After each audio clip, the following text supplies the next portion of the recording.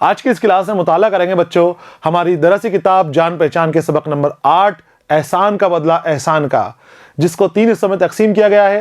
पहले हिस्से के अंदर हमने डॉक्टर जाकिर हुसैन का तारुफ हासिल किया था, उनके हवाले से बात की थी। दूसरे हिस्से के अंदर हम सबक का मुताला करेंगे और तीसरे हिस्से के अंदर हम सवालात की मशक करेंगे।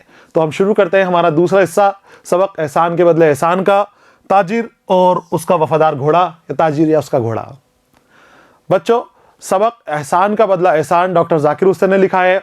और जब डॉक्टर जाकिर हुसैन की सवाने हयात का मुताला कर रहे थे, आपकी ज़िंदगी के बारे में हम मालूमात हासिल कर रहे थे, उस वक्त मैंने आपको बताया था कि डॉक्टर जाकिर हुसैन जब भी लिखते हैं वो कौम की और मुआशरे की इस्लाह के लिए लिखते हैं, उनको ताकीद करने के लिए लिखते हैं, बच्चों को सीख देने के लिए लिखते हैं, बच्चों के अंदर अलग अलग तरह के जज्बे भरने के लिए लिखते हैं। ये सबक एहसान का बदला एहसान भी उसी तरह से आपका लिखा हुआ है। इसके अंदर आपने हमें ताकीद की है, मुआशरे को ताकीद की है और पैगाम दिया है कि कभी भी किसी के एहसान को नहीं भूलना चाहिए, चाहे इंसान हो या जानवर हो। जो आपके ऊपर एहसान कर दे उसका एहसान याद रखो और उस एहसान को कभी भी मत भूलो। अगर आप किसी का एहसान भूल जाओगे तो आपको आगे चलकर बहुत ज़्यादा शर्मिंदगी उठानी पड़ेगी, शर्मिंदगी का सामना करना पड़ेगा। तो उससे बेहतर यह है कि आपके ऊपर अगर कोई एहसान कर दे तो उस एहसान को कभी मत भूलो और आप भी दूसरे लोगों के ऊपर एहसान करने की कोशिश करो। अपनी तरफ से जो आपसे बन पड़ता है, जैसे आपसे बन पड़ सकता है, जो आपकी ताकत हो वो सामने वाले के लिए करने की कोशिश करो। तो हम शुरू करते हैं सबक एहसान का बदला एहसान। इस सबक के अंदर एक घोड़े और एक ताजिर की कहानी है। ताजिर जानते हो बच्चों, तिजारत करने वाला व्यापारी जो सामान की खरीद फरोख्त करता है, एक जगह से खरीदता है और दूसरी जगह जाकर बेच देता है। तो ताजिर और उसका एक घोड़ा था। तो ताजिर कभी मुश्किल में फंस जाता है तो उस मुश्किल से उसको वो घोड़ा बचा लेता है और ताजिर उसको घोड़े को प्यार करता है, एहसान मानता है, लेकिन थोड़े दिन बाद उसका एहसान भूल जाता है, वो ध्यान नहीं देता उस घोड़े के ऊपर। घोड़ा काफ़ी परेशान रहता है क्योंकि ताजिर की वजह से उसको काफ़ी मुश्किलों का सामना करना पड़ा। और उसके बाद घोड़ा ऐसी जगह पर जाता है कि जहाँ से उसको इंसाफ हासिल होता है और ताजिर को शर्मिंदगी हासिल होती है। तो पैगाम हमें दिया गया है कि जब भी कोई आपके ऊपर एहसान करे तो इसका एहसान नहीं भूलें, उसका पूरा ख्याल रखें और बाद में भी उसके हालचाल पूछते रहें। उसको छोड़कर एक बार पूछकर ऐसे ही नहीं छोड़ दें उसको। शुरू करते हैं हम सबक। ध्यान से आपको पढ़ना है, ध्यान से देखना है और मेरे साथ साथ चलना है आपको। बहुत दिनों का जिक्र है जब हर जगह नेक लोग बसते थे। इस कहानी के अंदर डॉक्टर जाकिर हुसैन साहब ने एक जगह का जिक्र किया है, बहुत दिन पहले की बात है, जहां नेक लोग बसते थे और दगा फरेब बहुत ही कम था। दगा फरेब, धोखाधड़ी। तो दगा फरेब, फरेब यानी धोखा और दगा यानी भी धोखा।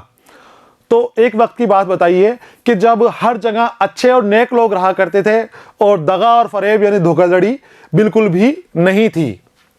हिंदू मुसलमान एक दूसरे का ख्याल रखते थे। हिंदू मुसलमान एक दूसरे का ख्याल रखते थे।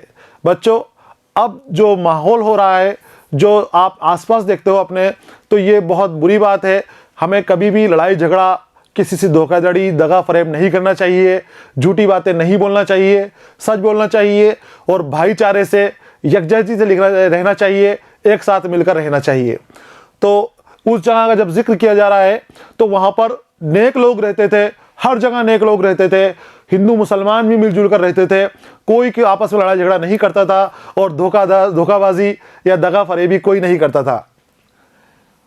कोई किसी पर ज्यादती नहीं करता था और जिसका हक होता था उससे मिल जाया करता था।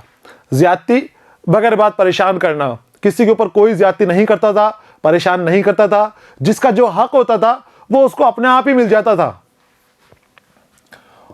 उन दिनों एक शहर था आदिलाबाद। शहर का नाम क्या था? आदिलाबाद। उस आदिलाबाद में एक बहुत दौलतमंद दुकानदार था, यही ताजिर है वो। आदिलाबाद शहर का नाम है और शहर में एक बहुत दौलतमंद दुकानदार रहता था, एक ताजिर रहता था। दूर दूर के मुल्कों से उसका लेन देन था, दूर दूर के मुल्कों से उसका लेन देन था, उसका व्यापार था, आना जाना। उसके पास एक घोड़ा था जो उसने बहुत दाम देकर एक अरब से खरीदा था। अरब का रहने वाला शख्स, उससे वो घोड़ा खरीदा था उसने। बहुत बड़ा दुकानदार था, बहुत मालदार था और दुनिया के हर तरह के मुल्कों के अंदर, दूर दूर के मुल्कों के अंदर उसका कारोबार था, लेन देन था। तो उसने बहुत ज़्यादा दाम देकर, बहुत महंगे दाम देकर एक अरबी शख्स से घोड़ा खरीदा था। एक दिन का जिक्र है कि वो दुकानदार तिजारती गरज से घोड़े पर सवार होकर जा रहा था। एक बार वो तिजारत के लिए अपने घोड़े पर सवार होकर कहीं जा रहा था कि बेख्याली में शहर से बहुत दूर निकल गया। चलता चला जा रहा है, चलता जा रहा है, लेकिन उसको ध्यान नहीं रहा कि मेरे साथी नहीं है साथ में जो थे तिजारत करने के लिए। जब तिजारत करने के लिए जाते हैं तो बहुत सारे लोग इकट्ठा होकर जाते हैं और एक मजमा बना के जाते हैं, लेकिन ये उस अपने मजमे से आगे निकल गया और ये ध्यान भी नहीं रहा इसका और शहर से काफ़ी दूर निकल गया और एक जंगल में जा निकला, जंगल की तरफ चला गया। अभी अपनी धुन में आगे जा ही रहा था कि पीछे से 6 आदमियों ने उस पर हमला कर दिया। वो चलता चला जा रहा था, शहर से बाहर निकल गया और बाहर निकलते निकलते अपनी धुन में ही था, यानी उसको किसी का ख्याल नहीं था। तेज रफ्तार घोड़ा था उसका, महंगा घोड़ा खरीदा था उसने, अरबी घोड़ा खरीदा था, तो वो बहुत तेज रफ्तार घोड़ा था। वो चलता जा रहा था कि अचानक जंगल के अंदर 6 आदमियों ने उसके ऊपर हमला कर दिया। हमला क्यों किया? उसको लूटने की गरज से। उसने उनके 2-1 वार तो खाली दिए। अब उनका सामना हो गया, लड़ाई हुई, तो उसने अपने आप को बचा लिया। जब उसने वार किए, वार खाली देना, अपने आप को बचा लेना, वार से छूट जाना। तो जब उन्होंने उसके ऊपर वार किए, मारने की कोशिश की, तो थोड़ी देर तो बच गया वो इधर उधर होकर अपने आप को, लेकिन वो 6 आदमी थे, ज्यादा देर तक नहीं बच सका। तो उसने भागना फायदेमंद समझा कि मुझे यहां से निकल जाना चाहिए। लेकिन जब देखा कि वो 6 हैं तो सोचा कि अच्छा यही है कि इनसे बचकर निकल चलो। अगर 1-2 आदमी हो तो मुकाबला कर लें, लेकिन इतने सारे आदमी हैं, 6 आदमी हैं, तो उसने समझा कि ये मुकाबला करना सही नहीं है, मुझे यहाँ से निकल लेना चाहिए, भाग लेना चाहिए। तो वो अपने घोड़े को, तेज रफ्तार घोड़ा था, दौड़ाया और वहाँ से भाग लिया। उसने घोड़े को घर की तरफ फेरा, लेकिन डाकुओं ने भी अपने घोड़े पीछे डाल दिए। उनके पास भी घोड़े थे, उसने घोड़े को घर की तरफ दौड़ा दिया, वापस लौटा दिया पीछे मुड़ाकर और तेज रफ्तार भागना शुरू किया। लेकिन डाकुओं के पास भी घोड़े थे, वो इसे छोड़ने वाले नहीं थे, उन्होंने भी उसके पीछे घोड़े लगा दिए अपने और दोनों की रफ्तार शुरू हो गई। अब तो अजीब हाल था, बहुत अजीब हाल हो गया। आगे आगे ताजिर भाग रहा है घोड़े के ऊपर और पीछे डाकू, 6 डाकू अपने घोड़े लेकर उसके पीछे निकल दिए। सारा जंगल घोड़ों की टापों से गूंज रहा था। जब इतने सारे घोड़े भागते हैं तो आप खुद सोचो कैसा मंजर होगा, कितनी तेज आवाजें जंगल के अंदर गूंज रही होंगी। घोड़ों की टाप, जो घोड़ों की कदम होती है ना, उसे टाप कहते हैं, कदम की ताल की आवाज। घोड़ों की टापों की आवाज से पूरा जंगल गूंज गया, घोड़े भाग रहे हैं सब तरफ से। सच यह है कि दुकानदार के घोड़े ने उसी दिन अपने दाम वसूल करा दिए। महंगे दाम पर घोड़ा खरीदा था। तो अब ये यहां पर बता रहे हैं कहानी के अंदर कि सच बात तो यह है कि उस घोड़े ने अपने सारे दाम वसूल करा दिए। उसके बाद बहुत सारी दौलत थी, ताजिर के पास माल था बहुत सारा, जो बेचने के लिए जा रहा था, वो खरीदने के लिए पैसा भी लेके जा रहा था, अपनी धन दौलत लेके जा रहा था।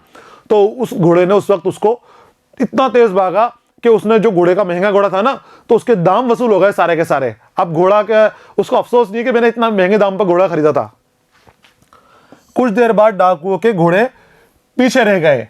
घोड़ा दुकानदार की जान बचाकर उसे घर ले आया और बहुत ताकतवर घोड़ा था, अरबी घोड़ा था, बहुत तेज भागा, जान लगा के भागा और इतनी रफ्तार से भागा कि डाकुओं के घोड़े पीछे रह गए और वो अपने मालिक को, ताजिर को लेकर घर आ गया और वो पीछे जंगल में ही रह गए। फिर वो आगे नहीं आए ताजिर के, डाकुओं के घोड़े। उस रोज घोड़े ने इतना जोर लगाया कि उसकी टांगें बेकार हो गईं। जब वो डाकुओं से बचाकर लेकर आया और इतनी ताकत लगा से भागा था, वो इतना जोर लगा के भागा था कि उसकी टांगें खराब हो गई भागने की वजह से, ताकत लगाने की वजह से। खुदा का करना ऐसा हुआ कि कुछ दिनों बाद गरीब की आंखें भी जाती रहीं। टांगें तो उसकी खराब हो ही गई थी, अब वो दौड़ नहीं सकता था, लंगड़ा लंगड़ा के धीरे धीरे चलता था। और साथ में ही कुछ ऐसा हुआ, खुदा का करना, कि थोड़े दिन में ही उसकी आंखें भी खराब हो गई, आंखों की रोशनी भी चली गई। लेकिन दुकानदार को अपने वफादार घोड़े का एहसान याद था। घोड़े ने क्या एहसान किया था? उसको डाकुओं से बचाया था, ताजिर को। अगर घोड़ा उस दिन ऐसे नहीं भागता, इतनी तेज रफ्तार से नहीं भागता, तो डाकू ताजिर के ऊपर हमला कर देते और उसकी जान ले लेते, सामान लूट लेते और उसको मार देते। लेकिन उस घोड़े ने पूरी जान लगा के, पूरी रफ्तार लगा के अपने आप की फिक्र नहीं करी। तेज रफ्तार की वजह से उसकी टांगें खराब हो गई, लेकिन उसने रुका नहीं, थका नहीं, और वो अपने मालिक को अपने घर तक लेकर आ गया। और थोड़े दिन जब टांगे खराब हो गई, अस्पताल में रहा वो ऐसे ही बीमार बीमार सा, और उसी दौरान उसकी आंखें भी खराब हो गई, आंखें भी जाती रही गरीब की। चुनांचे उसने साइस को हुक्म दिया कि जब तक घोड़ा जीता रहे उसको रोज सुबह और शाम 6 सेर दाना दिया जाए। अब घोड़े की आंखें भी चली गई और टांगे भी खराब हो गई, लेकिन ताजिर को उसका एहसान याद था कि इस घोड़े ने मेरी जान बचाई है, अगर ये घोड़ा नहीं होता तो मैं भी मारा जाता। तो उसने अपना साइस कौन होता है? अस्तबल के अंदर घोड़ों की देखभाल करने वाला जो नौकर होता है उसको साइस कहा जाता है।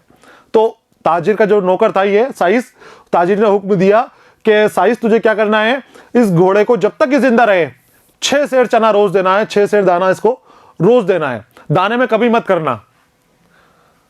सुबह और शाम 6 सेर दाना दिया जाए और उससे कोई काम ना लिया जाए। उसने उसका एहसान माना, पेट भर के दाना देने का हुक्म दिया उसको कि खूब दाना देना उसे, और कभी भी इससे काम मत लेना कुछ भी। बेचारा लंगड़ा है, आंखों से अंधा है, तो ऐसा ना हो कि तू इसे कभी किसी काम में लगा दे, काम में मत लगाना, इसको दाना पानी ऐसे ही देते रहना और अस्तबल में रखना इसको।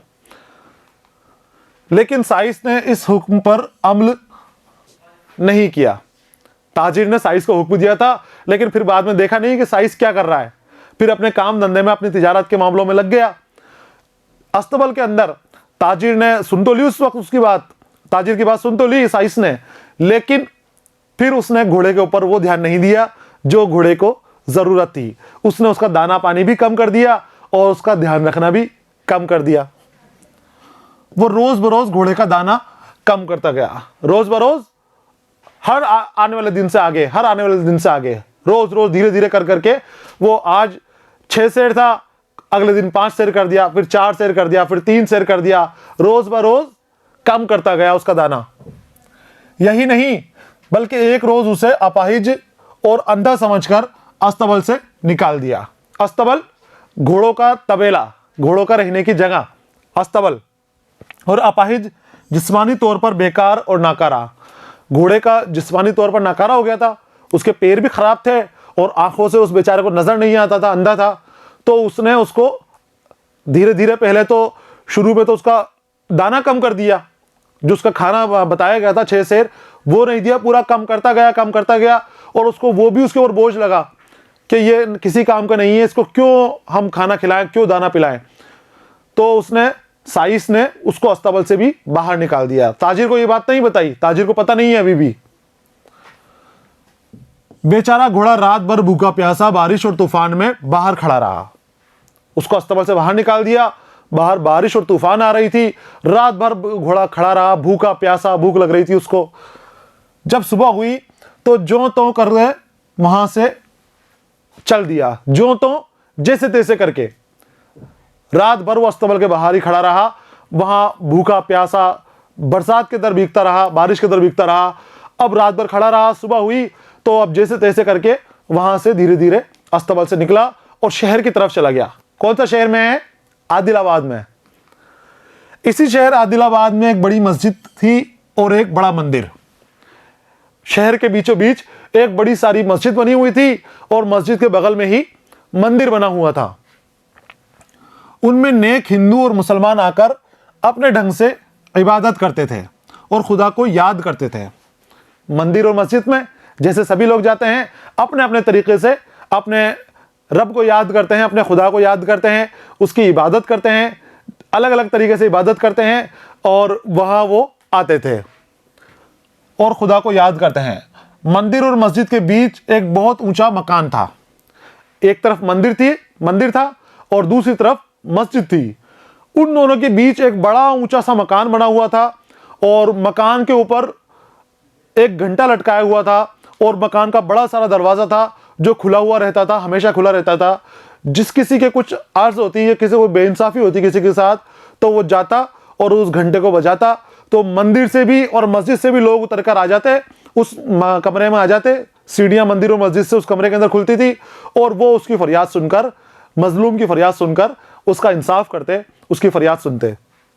तो मंदिर और मस्जिद के बीच एक बड़ा सा मकान, उसके बीच एक बड़ा सा कमरा था।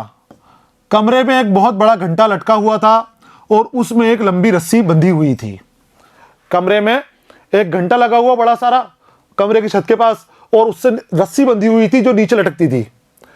उसका दरवाजा दिन रात खुला रहता। शहर आदिलाबाद में जब कोई किसी पर जुल्म करता या किसी का माल दबा लेता या किसी का हक मार लेता तो वो उस घर में जाता, रस्सी पकड़कर खींचता। ये घंटा जोर से बजता कि सारे शहर को खबर हो जाती। घंटे के बजते ही शहर के सच्चे नेक दिल हिंदू मुसलमान वहां आ जाते और फरियादी की फरियाद सुनकर इंसाफ करते हैं। एक तरफ मंदिर, एक तरफ मस्जिद और बीच के अंदर बड़ा सा कमरा। उस बड़े से कमरे के अंदर एक बहुत बड़ा घंटा लगा हुआ था। घंटे से एक रस्सी बांधकर नीचे लटका दी गई और उसका दरवाजा, उस कमरे का दरवाजा जो बीच में बना हुआ था, हमेशा खुला रहता था। उस शहर आदिलाबाद में जब किसी के साथ नाइंसाफी होती, किसी भी तरह की नाइंसाफी होती, तो वो वहां जाता, उस कमरे के अंदर जाता और रस्सी को पकड़कर खींचता। जब रस्सी को पकड़कर खींचता तो रस्सी से जुड़ा हुआ घंटा बजने लगता। घंटा बजता तो पूरे शहर को खबर हो जाती कि कोई फरियाद लेकर आया है। तो सच्चे हिंदू और मुसलमान वहां आ जाते, अच्छे और नेक लोग वहां आ जाते और उसकी फरियाद सुनते कि भाई बता तूने क्यों बजाया घंटा, तेरी क्या वजह है घंटा बजाने की। तो वो अपनी वजहें बताता और उसको फिर जिस तरह से उनको इंसाफ करना होता उसका वो इंसाफ करते थे। अब इत्तेफाकन वो घोड़ा भी वहां पहुंच गया। कहां पर? उस मंदिर के मस्जिद के बीच में जो कमरा बना हुआ था उस कमरे के आगे पहुंच गया और दरवाजे पर कोई रोक टोक थी नहीं। दरवाजा 24 घंटे खुला रहता था हमेशा। बेचारा भूखा प्यासा था, उस कमरे के अंदर घुस गया। कमरे के अंदर घुसा तो इसने सोचा कि मैं किसी घर में आया हूं, कुछ खाने के लिए मिल जाएगा। तो हर चीज पर मुंह मारने लगा, इधर उधर देख दाख के कि कुछ खाने के लिए मिल जाए। तो जो भी खाने के लिए मिलता उसको मुंह में लेता और चबाने की कोशिश करता। जब खाने का नहीं है तो छोड़ता और फिर इधर उधर टहलता। तो उसका जब टहलने लगा वो कमरे के अंदर घोड़ा, तो घोड़े के बदन से रस्सी टकराई। रस्सी टकराई तो उसने सोचा कुछ खाने की चीज होगी, वो पीछे मुड़ा और रस्सी को मुंह में ले लिया। मुंह में लेके उसको चबाना शुरू कर दिया। जब रस्सी उसने चबाई तो रस्सी हिली और हिलने से जो ऊपर घंटा लगा हुआ था वो बजना शुरू हो गया। घंटा जैसे ही बजना शुरू हुआ तो सब लोग समझ गए कि कोई फरियादी अपनी फरियाद लेकर आया है। सभी वहां पर जमा हो गए। आगे देखिए क्या होता है। इत्तेफाक की बात के अंधा घोड़ा भी सुबह होते हुए उस घर के दरवाजे पर जा पहुंचा। अंधा घोड़ा था वो, अंधे आंखें नहीं थी उसकी, पता नहीं कहां जा रहा है, चलता चला जा रहा है ऐसे ही। दरवाजे पर कुछ रोक टोक तो थी नहीं। घोड़ा सीधा घर में घुसा। बीच में रस्सी थी। ये गरीब मारे भूख के हर चीज पर मुंह चलाता था। रस्सी जो उसके बदन से लगी तो उसको भी चबाने लगा। भूखा था बेचारा। रस्सी जो जरा खींची तो घंटा बजा। मुसलमान मस्जिद में नमाज के लिए जमा थे। पुजारी मंदिर में पूजा कर रहे थे। घंटा जो बजा तो सब चौंक पड़े और अपनी अपनी इबादत को खत्म करके उस घर में आनकर जमा हो गए। आनकर, आकर, पहले खड़ी बोली का इस्तेमाल किया जाता था तो कुछ लफ्ज ऐसे होते थे जो अब राइज नहीं है, अब उनको बंद कर दिया गया है। आनकर, आकर। तो जब घंटा बजा घोड़े के खाने से चबाने से तो मंदिर में भी लोग थे और मस्जिद में भी लोग थे। तो उन्होंने सुना और अपनी इबादत खत्म करके वो कमरे के अंदर आए कि भाई सुने कौन आया है अपनी फरियाद लेकर। शहर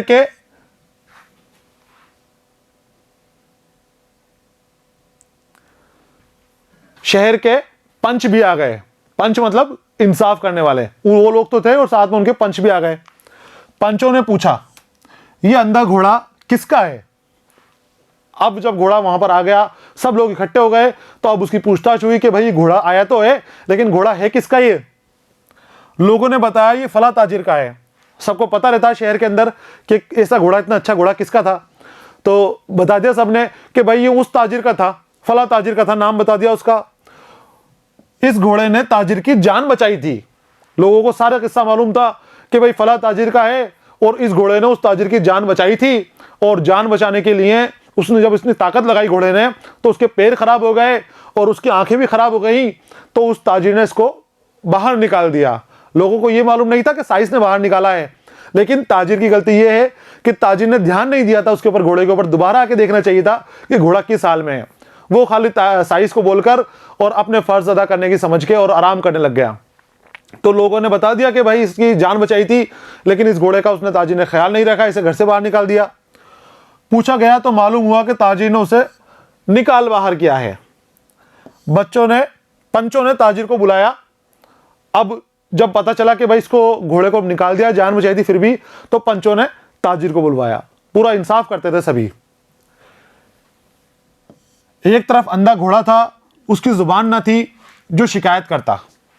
घोड़ा मजलूम था, घोड़ा बेचारा बेजुबान जानवर होता है और कोई शिकायत नहीं कर सकता, लेकिन इत्तेफाकन उस जगह पहुंच गया तो सब उसका इंसाफ करने के लिए तैयार हो गए कि ये भी इंसाफ देना चाहिए इसको भी। दूसरी तरफ ताजिर खड़ा था, शर्म के मारे उसकी आंखें झुकी थी। ताजिर को बुलाया गया, वो आया, एक तरफ घोड़ा खड़ा था और दूसरी तरफ ताजिर था। शर्म के मारे ताजिर की आंखें झुकी हुई थी, आंखों से आंसू बह रहे थे। तो क्यों झुकी हुई थी बच्चों, क्यों शर्म आ रही थी ताजिर को? ताजिर को शर्म इसलिए आ रही थी कि उसने अपने ऊपर एहसान करने वाले, अपनी जान बचाने वाले घोड़े की परवाह नहीं की थी। सिर्फ उसे दूर से ही खाना देने के लिए बोल दिया, अपने नौकरों को खाना देने के लिए बोल दिया, बाकी फिर जाकर उसका हाल नहीं पूछा। उसका एहसान जो उसने किया था उसको सही ढंग से उसने एहसान को पूरा नहीं किया। पंचों ने कहा, अब वो पंच पूछ रहे हैं उससे, ताजिर से,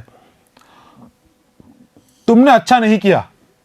उसको डांट रहे हैं, पंच जो है ताजिर को डांट रहे हैं और कह रहे हैं तुमने अच्छा नहीं किया, इस घोड़े ने तुम्हारी जान बचाई और तुमने इसके साथ क्या किया।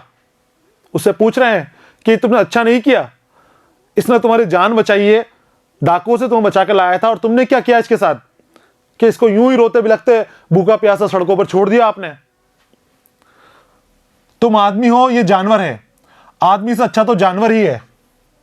पंचों ने गुस्से के अंदर उसको खूब डांटा और बोला कि देखो तुम आदमी हो और ये जानवर है, लेकिन तुमसे अच्छा ये है, जब डाकू तुम्हारे पीछे पड़े थे, तुम्हारे मारने वाले थे तुम्हें जान से, ये तुम्हें बचा के ले आया और अपनी जान की परवाह नहीं करी, लेकिन तुमने इंसान होकर इंसानियत का फर्ज नहीं निभाया और तुमने इसको ऐसे ही छोड़ दिया, भूखा प्यासा छोड़ दिया। हमारे शहर में ऐसा नहीं होता। फिर ये कह रहे हैं कि हमारे शहर में ऐसा नहीं होता। सच्चे और ईमानदार लोग थे, इंसाफ करने वाले लोग थे, उनके दिल को भी ठेस पहुंची कि इतना अच्छा करने वाले जानवर के साथ ऐसा सलूक किया गया। तो उन्होंने कहा कि हमारे शहर में ऐसा नहीं होता भाई, हर एक को उसका हक मिलता है और एहसान का बदला एहसान समझा जाता है। हमारे शहर में इस तरह की हरकत नहीं होती जो तुमने करी है, ताजिर से कहा गया। बोले हमारे यहां पर तो एहसान का बदला एहसान माना जाता है और हर एक का हक अदा किया जाता है, चाहे इंसान हो कि जानवर हो, जिसका जो हक है वो उसको दिया जाता है। ताजिर शर्मिंदा खड़ा हुआ था वहां पर। ताजिर का चेहरा शर्म से सुर्ख हो गया। सुर्ख यानी लाल।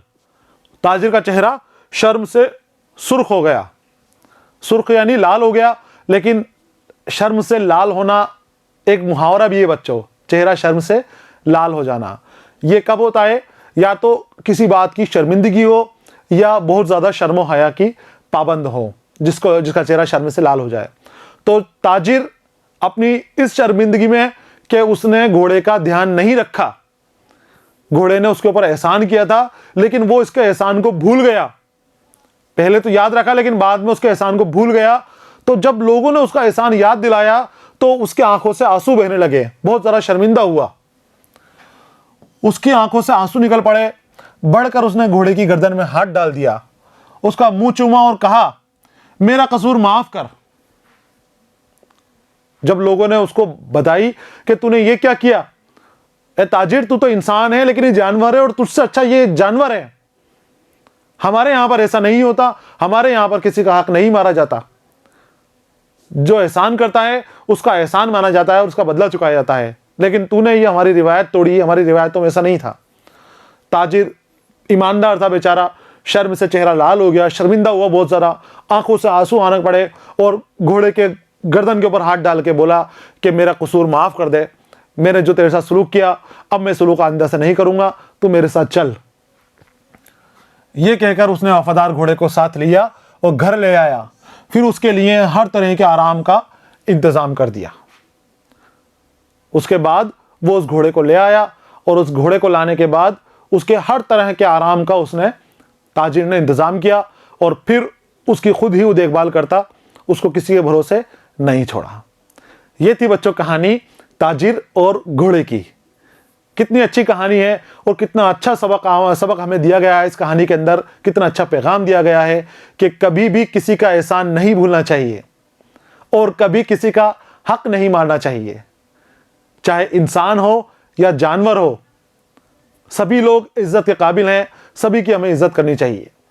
हमें जानवरों को भी मारना पीटना परेशान करना नहीं चाहिए। अगर दुख और तकलीफ में हो जानवर तो उनकी तकलीफ दूर करने की कोशिश करनी चाहिए। और अगर कोई हमारे ऊपर एहसान कर दे तो हमें उसके एहसान का बदला चुकाने की कोशिश करनी चाहिए, उसका एहसान मानना चाहिए। यही इंसाफ का तकाजा है और यही इंसाफ कहता है। डॉक्टर जाकिर हुसैन की बहुत खूबसूरत कहानी है एहसान का बदला एहसान, जिसके अंदर आपने एहसान को मानने का पैगाम दिया है, हक नहीं मानने का पैगाम दिया है और हमें सीधी और सच्ची रास्ते पर चलने की तरकीब दी है। सबक यहाँ पर मुकम्मल हुआ। अगले हिस्से के अंदर हम सवालों के जवाबात करेंगे। अगले हिस्से के आने तक इंतज़ार कीजिए। पढ़ते रहिए, खुश रहिए। अलविदा।